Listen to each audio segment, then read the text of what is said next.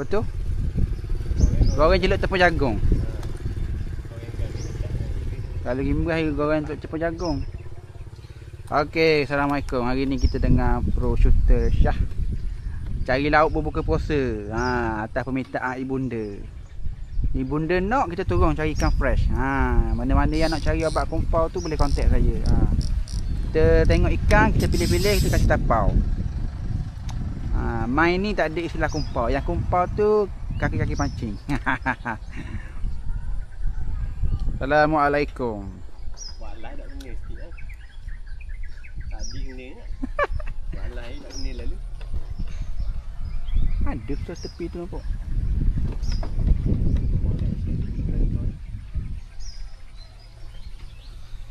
Assalamualaikum.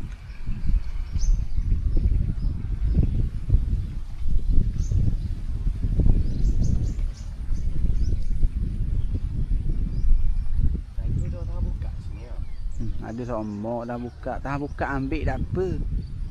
Ada dia. Tahan buka 2-3 hari ikan lekat dah ambil. Waktu yang kaki hati tu. Buat tempat hitam tu. Ada seekor apa besar. Siapa nak tengok saya buat naik ikan? Boleh stay, boleh komen. Boleh komen. Ada orang komen nak, saya shoot. Ada orang komen nak, saya shoot. Sekarang ni ada order, ada ikan, ada permintaan daripada ibunda.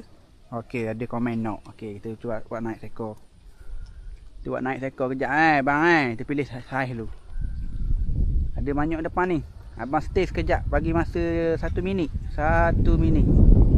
Kita pilih saiz dulu. 1 minit je bang. Sekejap bang, 1 minit je bang. Ikan kat depan ni ada, kita tengok confirm saiz.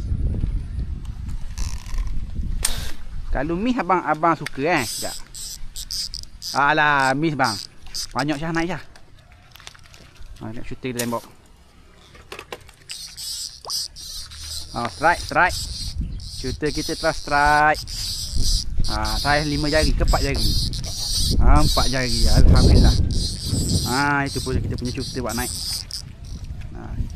Sifu buat naik siapa? Nak buah buat naik ikan. Alhamdulillah. First strike.